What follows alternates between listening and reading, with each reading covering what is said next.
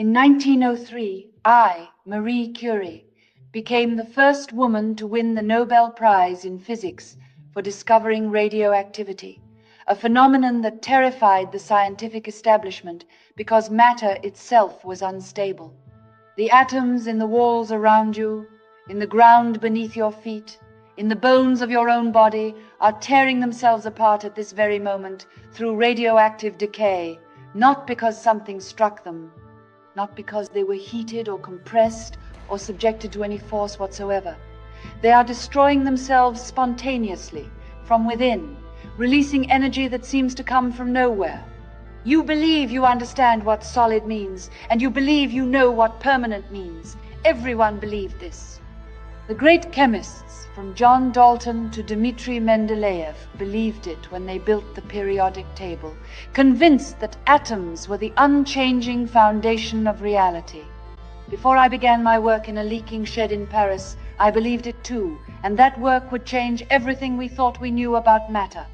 Everything we understand about physics tells us nothing should change without a cause, and energy should not appear from nothing. Yet radioactive decay happens. It has been happening since the formation of the Earth, since the birth of the stars, since the very first atoms condensed from the cooling fire of creation. Nothing in life is to be feared, only to be understood. And when you truly understand what is happening inside these restless atoms, you will never look at the solid world the same way again. The mystery of radioactivity began in 1896. Just months after Wilhelm Röntgen had astonished the world with his discovery of X-rays, when Henri Becquerel made a curious observation in Paris. He was working with uranium salts, studying whether they might emit light after being exposed to the sun, a phenomenon called phosphorescence. He wrapped photographic plates in black paper, placed uranium compounds upon them, and set them in sunlight, and when he developed the plates, they were darkened. But here's the thing. One day it rained. The experiment sat in a drawer, in complete darkness, with no sunlight at all. And when Becquerel developed those plates anyway, expecting nothing, they too were blackened. The uranium was emitting rays on its own, without any external source of energy, without light, without heat, without anything. Consider what that meant. This was not phosphorescence, and this was not any known phenomenon. The uranium was simply radiating, continuously, apparently from nothing. Röntgen's X-rays required electrical apparatus to produce, but Becquerel's rays required nothing but the uranium itself.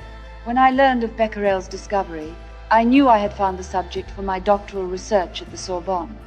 My approach differed from others because Becquerel had observed the radiation using photographic plates, which was a qualitative method, and I wanted to measure it, to quantify it with precision. A piezoelectric quartz electrometer that my husband Pierre Curie and his brother Jacques had invented years earlier gave me exactly what I needed, an exquisitely sensitive instrument for detecting electric charge that could measure exactly how much the air around a uranium sample was ionized by its rays. And that's when the first revelation emerged. I tested uranium compound after uranium compound in every form imaginable: solid, powdered, wet, dry, in darkness, in light, heated, cooled. None of it mattered. The intensity of the radiation depended on one thing only: the amount of uranium present. Not its chemical state, not its temperature, not whether it had been exposed to sunlight or kept in darkness for months. The radiation held constant, unchanging, proportional only to the quantity of the element itself. Every chemical reaction we knew depended on molecular arrangements, on temperature, on conditions, which meant this was different. This radiation came from somewhere deeper, from inside the atom itself. I coined the word radioactivity to describe this property, this ability of certain elements to emit rays from their very atoms. My hypothesis seemed almost dangerous to propose, that the radiation was not the outcome of some interaction between molecules, that it must come from the atom itself. The atom, which everyone from Democritus to Dalton believed to be indivisible. The atom, which was supposed to be the unchangeable foundation of all matter. What I was suggesting was that atoms had an interior, and that something was happening inside. Thorium also possessed this radioactive property, I discovered quickly. Of all the elements I tested, only uranium and thorium gave off these invisible ionizing rays, but there was more. While measuring the radioactivity of every substance I could obtain, I discovered something strange about pitchblende, the dark mineral from which uranium is extracted. The pitchblende was more radioactive than pure uranium, far more. This made no sense, because if uranium was the only radioactive element in the ore could not possibly be more active than the element alone. The logical conclusion was inescapable. There must be another element hiding in the pitchblende, something we had never seen, something more radioactive than uranium itself. My husband Pierre abandoned his own research on crystals and magnetism, temporarily, he thought, and joined me in what became a kind of detective work. Tons of pitchblende residue arrived from the mines in Jakimov, in Bohemia, and we began the laborious process of chemical separation. We dissolved, precipitated, filtered, and crystallized, fraction after fraction, always following the radioactivity as our guide, because where the activity was strongest, there our unknown element must be hiding. July of 1898 brought our announcement of a new element to the French Academy of Sciences. I named it polonium, after my homeland, Poland, then suffering under the partition of foreign empires. But we were not finished. Another fraction of the pitchblende was behaving strangely too, the part that resembled barium in its chemical properties. And this fraction was also intensely radioactive, but it was not barium. The 26th of December, 1898, 5 months later, we announced a second new element called radium, from the Latin word for ray, because it glowed, because it emitted light from within itself, like nothing else we had ever seen. Let me describe how we worked in those years. The École supérieure de physique et de chimie industrielles gave us no proper laboratory, so we worked in an abandoned shed that had been used for storing bodies awaiting dissection. A glass roof leaked when it rained. Winter temperatures sometimes dropped to 6 degrees Celsius, and summer brought stifling heat. There was no floor, just packed earth. Ventilation was so poor that we often had to do our chemical processing outside in the courtyard, stirring enormous vats of pitchblende residue over open fires. Entire days I spent stirring a boiling mass with an iron rod almost as big as myself, and it was exhausting physical labor, this chemistry of tons. Those years in that miserable old hangar were the best, happiest years of our lives, dedicated solely to work. In the evening, when we returned to the shed after dinner, we could see from all sides the feebly luminous silhouettes of our products, the radium salts glowing blue-green in the darkness, like faint ghostly lights emanating from matter itself. We did not know then that this beautiful glow would also kill. Years later, the tragic radium girls in America would paint watch dials with radium, licking their brushes to make fine points for the delicate numerals, and they would die with their jaws rotting away, their bones honeycombed with radiation damage. The Radium Girls case became one of the first major occupational health lawsuits in American history, proving the deadly effects of radioactive exposure. Every discovery casts two shadows, one of wonder, one of warning. My own hands carry the burns from handling these substances before we understood their danger. 4 years, nearly, to isolate 1 decigram of pure radium chloride from several tons of pitchblende residue. 1 decigram means 1/10 of a gram, extracted from tons of material, which tells you how rare radium is, how finely dispersed through the earth. That tiny amount was so intensely radioactive that it measured 1,000,000 times more active than the same mass of uranium. Now we must go deeper. Where does this energy come from? Radium sits there, glowing, warming the air around it, and Pierre measured that 1 gram of radium could melt its own weight in ice in about an hour, and it does this continuously, month after month, year after year. It does not cool down. It does not exhaust itself in any obvious way. It seems to be creating energy from nothing, which violates the most fundamental principle of physics, that energy cannot be created or destroyed. I grappled with this problem for years. In 1900, I wrote that uranium exhibits no appreciable change of state, no visible chemical transformation, that it remains, or so it seems, identical with itself, and the source of the energy which it emits is undetectable. Therein lies the profound interest of the phenomenon. What this meant was clear. Either the law of conservation of energy was wrong, which seemed impossible as it had never failed, or something was happening inside these atoms that we could not see, something that released energy, something that changed the atom itself. The answer came from the work of Ernest Rutherford and Frederick Soddy, who studied the strange gases that radium emitted, what we called radium emanation, now known as radon. Their discovery overturned everything chemistry had established because radioactive elements were transforming into other elements. Radium was not staying radium, it was becoming something else. The atom was changing. The alchemists were not wrong about transmutation, only wrong about agency. For centuries, they believed humans could force lead into gold through fire and incantation. But nature had been doing something far stranger all along, quietly, patiently, for billions of years before humans existed. We did not discover how to transform elements. We discovered that elements transform themselves. The alchemist's dream was real, but it belonged to the atoms, not to us. Let me explain what we now understand happens inside these atoms. A nucleus sits at the center of each atom, a dense core containing protons and neutrons, particles bound together by immensely powerful forces. Most nuclei are stable, with forces holding them together in perfect balance, and they will remain unchanged for eternity. Some nuclei are not balanced. They are, in a sense, overfull, containing too many protons or too many neutrons, or simply too much energy locked within their structure. The uranium-238 nucleus, for instance, has 92 protons and 146 neutrons, meaning 238 particles crammed into a space so small that millions of nuclei could fit across the width of a human hair. That is an enormous amount of matter in an infinitesimal space held together by forces of staggering magnitude.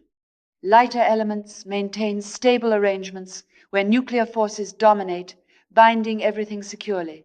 But as atoms grow heavier, as more and more protons crowd together, something changes.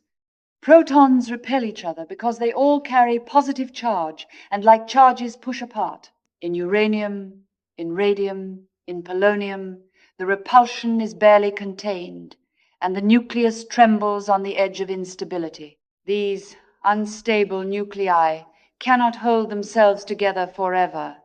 Eventually, and this is the crucial point, they must release something. When an unstable nucleus finally lets go, it ejects particles at tremendous speeds. An alpha particle, which we now know is a helium nucleus, made of 2 protons and 2 neutrons bound together, flies out with enormous energy. These alpha particles travel at perhaps 15,000 kilometers per second, carrying enough force to knock electrons from atoms in their path, to tear through the structures of molecules, to leave a trail of ionized air wherever they go. This radiation darkened Becquerel's photographic plates through black paper. This radiation I measured with the electrometer, counting the ions created in the air around my samples. The nucleus may also emit a beta particle, which is simply a high-speed electron, created when a neutron within the nucleus transforms into a proton and the electron flies out at speeds approaching the speed of light itself. Or gamma rays may emerge. Pure electromagnetic energy, the most penetrating radiation of all, capable of passing through lead, through stone, through the human body. What remains after this emission is no longer the same element. The atom has transformed. Radium-226, with its 88 protons, emits an alpha particle and becomes radon-222 with 86 protons. Radon in turn decays, and its daughters decay, in a long chain of transformations that stretches from uranium-238 all the way down to stable lead-206, and each step releases energy. Each step transforms one element into another. But here's what troubled me most, and what still holds a certain mystery. Why does it happen when it happens? If you have a sample of radium, you cannot predict which atom will decay in the next second. You cannot influence it. You cannot speed it up by heating or slow it down by cooling. Each atom decays on its own schedule, seemingly at random, following some internal clock we cannot read. And this is where it gets beautiful. If you have enough atoms, the statistics become perfectly predictable. After 1,600 years, exactly half of any sample of radium-226 will have decayed, always, without exception. This number, this half-life, is as fixed as any constant in nature. Individual atoms are unpredictable, but vast collections follow precise laws.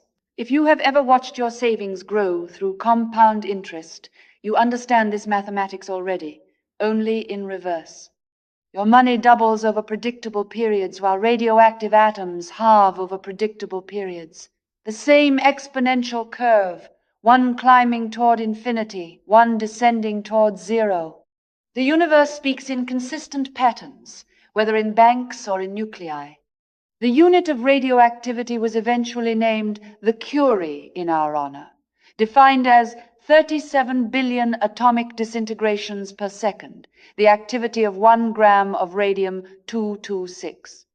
37 billion atoms every second, tearing themselves apart.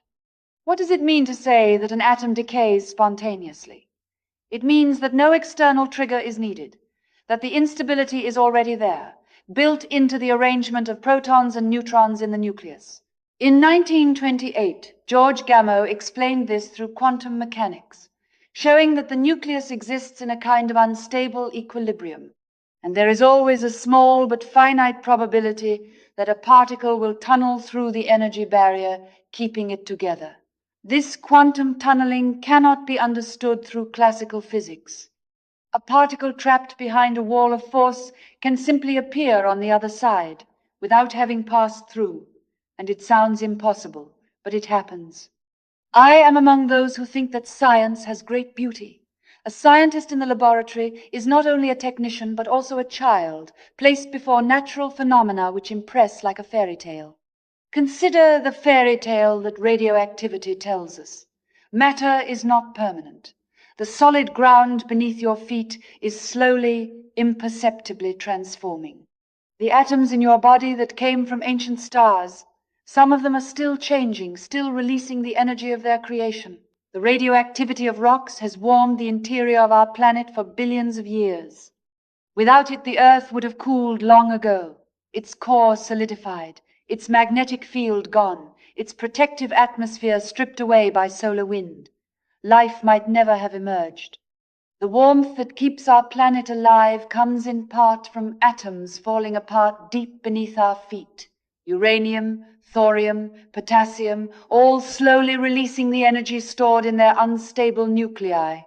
The decay of uranium in ancient stones allows us to date the age of the Earth itself through radiometric dating, something that seemed impossible before we understood these transformations. Pierre immediately recognized this possibility. Lord Kelvin, the most famous physicist of the Victorian age, had calculated the Earth to be merely 100 million years old based on cooling rates, and radioactive decay proved him spectacularly wrong. We now know our planet is approximately 4.5 billion years old, 45 times older than Kelvin had believed. The same technique dates meteorites from the birth of the solar system, fossils from the emergence of life, artifacts from human prehistory. Radioactivity has given us the clock by which we read the history of the universe. Medical applications gave me such hope. Pierre discovered that radium could destroy diseased cells faster than healthy ones, and he deliberately exposed his own arm to radium, observing the reddening and blistering of skin, recognizing that this powerful effect could be turned against tumors. This was the beginning of cancer treatment using radiation, what I devoted the last decades of my life to advancing. During World War I equipped automobiles with X-ray apparatus and drove them to the front lines myself, so that surgeons could locate bullets and shrapnel in wounded soldiers, and over 1 million men received treatment using these mobile radiological units. The very energy that atoms release in their transformation can be directed to heal. In 1911, I received a second Nobel Prize, this time in chemistry, for isolating pure radium metal and determining its atomic weight. I remain the only person to have won Nobel Prizes in 2 different sciences. It was a recognition not only of discovery, but of the painstaking work of isolation, the years of stirring and crystallizing and measuring. My daughter Irene Joliot-Curie continued this work, and in 1935, she and her husband, Frederick Joliot-Curie, won their own Nobel Prize for creating artificial radioactivity, for making elements radioactive that nature had left stable. The legacy continues. The Institute Curie, which I founded, still conducts cutting-edge cancer research today, with thousands of researchers carrying forward what began in that drafty shed, developing new radiotherapy techniques and nuclear medicine protocols that save lives worldwide. We must not forget that when radium was discovered, no one knew that it would prove useful in hospitals, and the work was one of pure science. This is proof that scientific work must not be considered from the point of view of direct usefulness alone. It must be done for itself, for the beauty of science, and then there is always the chance that a scientific discovery may become, like radium, a benefit for humanity. A century after my work, radioactivity touches your life in ways you may not realize. The smoke detector in your ceiling contains americium-241, a radioactive element watching over you as you sleep. The PET scan that might one day save your life uses radioactive tracers descended directly from principles we discovered. When you buy a house, you may test for radon gas, the same emanation I studied rising from my radium samples. Even the bananas you eat are slightly radioactive, potassium-40 decaying slowly in the fruit, then in your body. The carbon-14 dating technique uses radioactive decay to determine the age of ancient artifacts and fossils.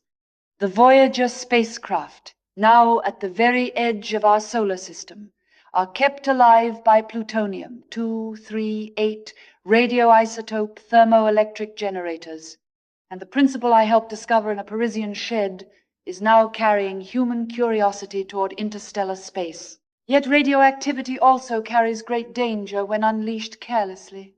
The Chernobyl disaster in 1986 spread radioactive contamination across Europe, and the Fukushima accident in 2011 reminded the world that nuclear energy demands the utmost respect. The same forces that power stars and warm our planet can devastate entire regions if not properly contained. These tragedies underscore that knowledge brings responsibility. The papers from our laboratory remain so radioactive that they are stored in lead-lined boxes at the Bibliothèque Nationale de France.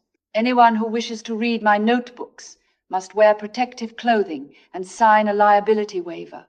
Our scientific records are still dangerous, more than a century later, and the atoms in the ink, in the paper, in the fingerprints we left behind, they are still decaying, still releasing their energy, still transforming. What radioactivity reveals is profound, because the atom is not unchanging and indivisible. Its particles are radiated out. Radioactive matter is subject to transformation, and that very change is the source of energy in radiation. But it is not a usual chemical transformation, because here the atom itself is subject to change. Life is not easy for any of us. We must have perseverance, and above all, confidence in ourselves. We must believe that we are gifted for something, and that this thing must be attained. When I began my research, I could not have known where it would lead, to 2 Nobel Prizes, to a new science, to treatments that would save millions of lives, to spacecraft sailing beyond our solar system. I knew only that there was a mystery, rays coming from matter itself, energy appearing from sources we could not detect, and that I would not rest until I understood. The discovery of radioactivity adds a new group to the great number of invisible radiations now known, and once more we are forced to recognize how limited is our direct perception of the world which surrounds us. How numerous and varied may be the phenomena which we pass without suspicion of their existence until the day when a fortunate hazard reveals them. That is what radioactivity truly is. Not simply a peculiar property of certain heavy elements, not merely a source of energy or a tool for medicine or a clock for measuring the age of planets. It is a window into the hidden nature of matter itself, the revelation that stability is an illusion, that change is woven into the fabric of existence, that even atoms have their own mortality. The same atoms that will one day decay are, right now, holding together the structure of everything you see and touch. They persist for billions of years before surrendering their excess energy. They are patient beyond human imagination, and they are not eternal. Nothing in matter is eternal. Only change endures. My death in 1934 from aplastic anemia, likely caused by prolonged exposure to radiation, stands as a reminder that even the most beautiful discoveries can exact a price. Yet I regret nothing. The pursuit of knowledge, the unveiling of nature's secrets, the advancement of human understanding, these justify any sacrifice. Now is the time to understand more, so that we may fear less.